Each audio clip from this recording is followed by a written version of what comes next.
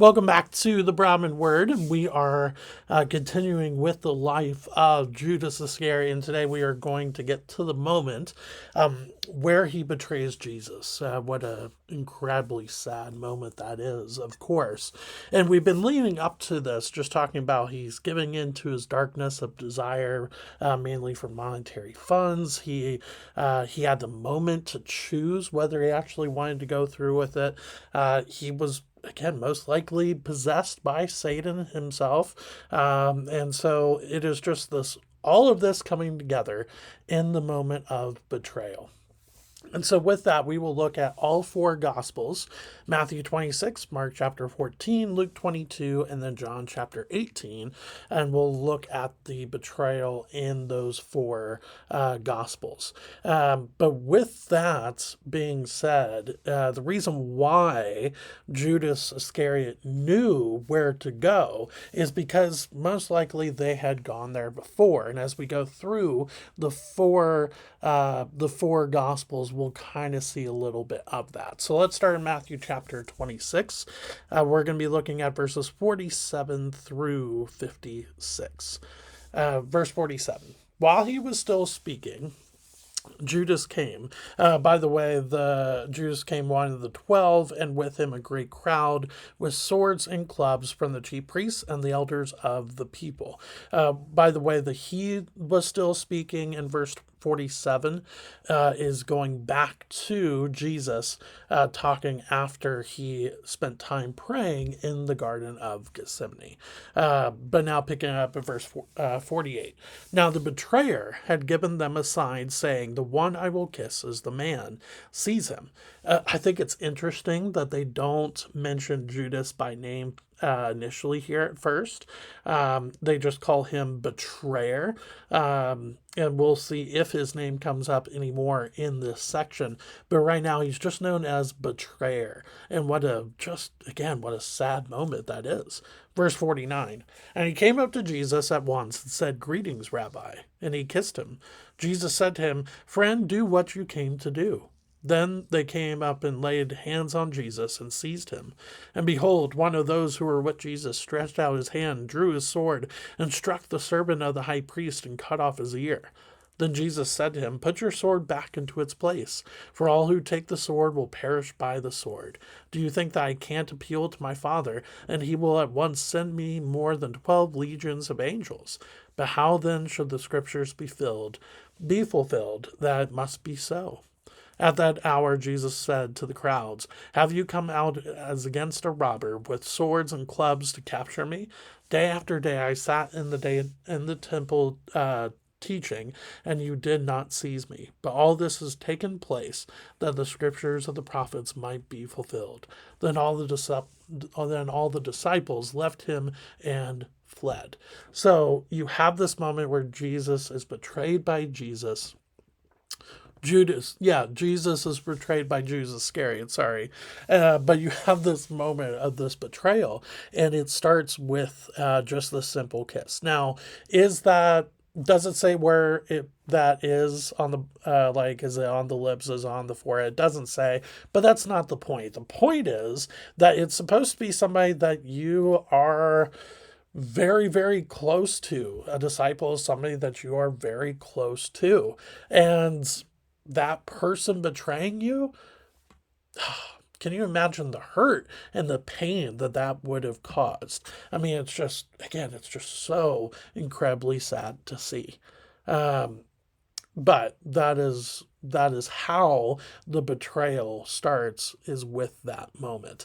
And then this crowd, which is most likely some sort of soldiers, but it's not just one or two, but it's a decent amount, come for Jesus. And Jesus is like, "Look, this is all part of the plan. This is supposed to happen. Because if it wasn't going to happen, I could literally call on a legion of angels and they would all come running."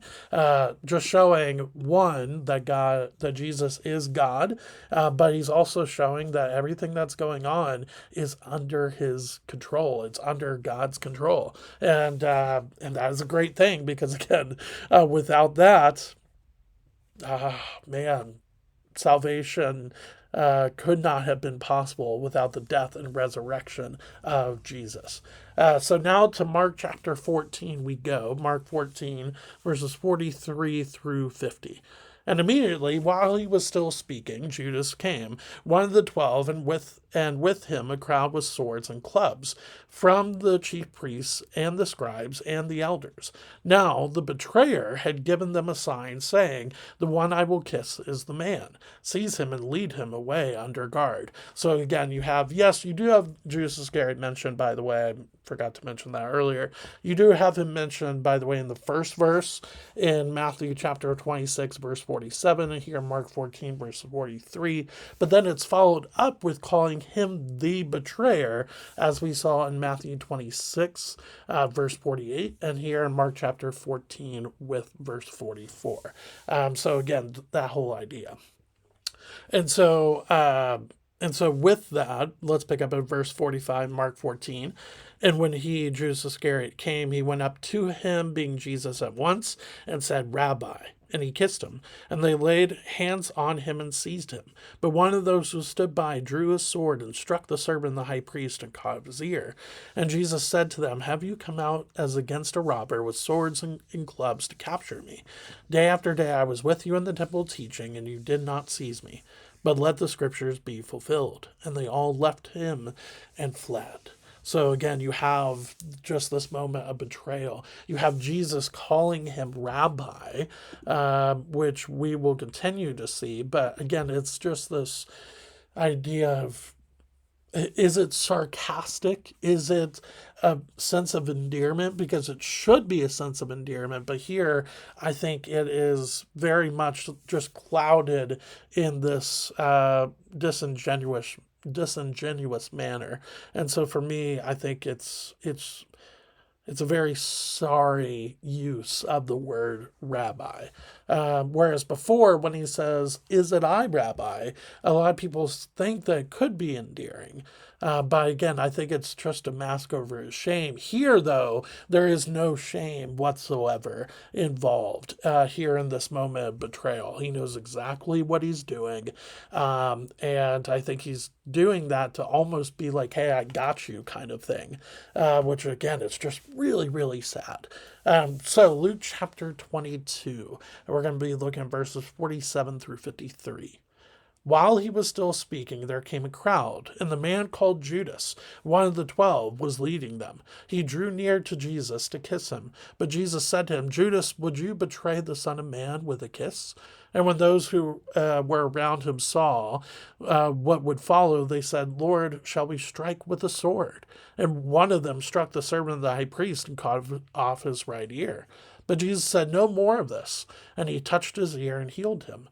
Then Jesus said to the chief priests and officers of the temple and elders who had come out against him, "Have you come out as against a robber with swords and clubs? When I was with you day after day in the temple, you did not lay hands on me, but this is your hour in the power of darkness."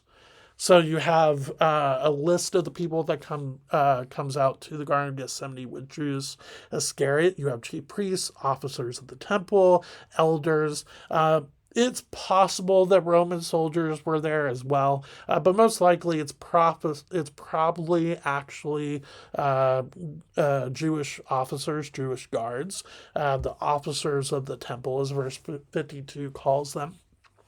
But here you have this language that he drew near to Jesus to kiss him, but Jesus said to him, it doesn't mean that the kiss didn't happen. The kiss did still happen, but Jesus is just making the point, like, what are you trying to hide? I know exactly what you're doing, Judas Iscariot. So I think that's why he makes that question, or that rhetorical question, in verse 48 of Luke chapter 22. But the big one that I think is, again, just really interesting but really sad is Jesus understanding what is going on at this point, and he describes it in verse 53, "But this is your hour and the power of darkness." And that's not just talking to the chief priests and the officers of the temple and the elders. I think he's also talking to two other people. He's talking to Judas Iscariot himself, who was the betrayer, but I think he's also probably talking to Satan, who is at work at this point, as we have talked about before. He's like, look, yeah, this is your hour. This is going back to Genesis chapter 3, where yes, you may bite my heel, but I'm going to crush your head still later on. But in this moment, though, this is truly evil's hour, so to speak, and the power of darkness. So, again, interesting to see that description of this moment from Jesus himself. Then, John chapter 18, we will go to wrap up here. John chapter 18, we will start in verse 1.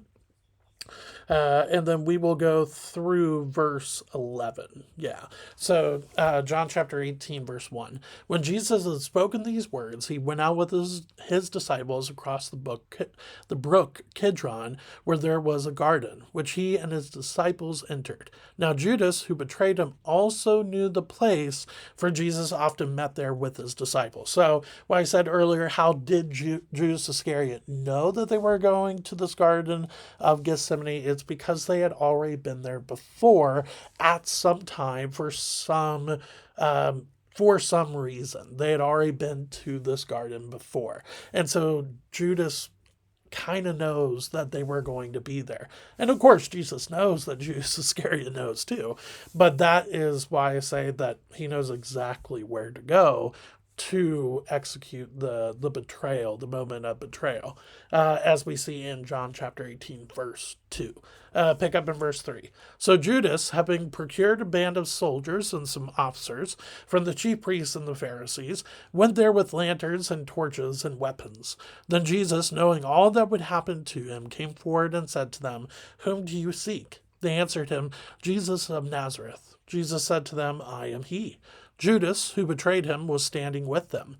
When Jesus said to them, "I am he," they drew back and fell to the ground. So he asked them again, "Whom do you seek?" And they said, "Jesus of Nazareth." Jesus answered, "I told you that I am he. So if you seek me, let these men go." This was to fulfill the word that he had spoken. "Of those whom you gave me, I have lost not one." Then Simon Peter, having a sword, drew it and struck the high priest's servant and cut off his right ear. The servant's name was Malchus. So Jesus said to Peter, "Put your sword in its sheath. Shall I not drink the cup that the Father has given me?" So you have, again, this moment of the betrayal. But here it's interesting to see that Judas Iscariot, you don't have the kiss, you don't have the moment of betrayal explicitly detailed, but you have these two sides. You have Judas Iscariot with the soldiers on one side, then you have Jesus with the other disciples on the other, and it's just this interesting moment between, again, I think the forces of evil, and then the forces of evil on one side, right, with Judas Iscariot and those that are wanting to put Jesus to death, and then on the other side, Jesus and the disciples.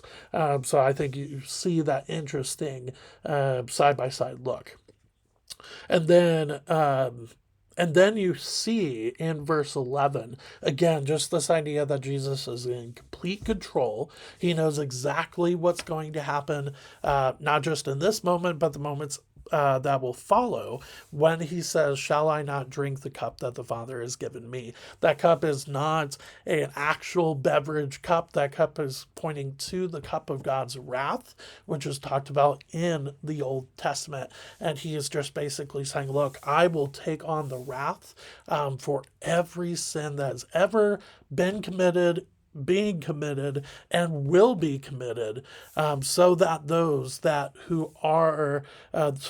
who come to me for salvation will be saved. And what a beautiful thing that is, of course.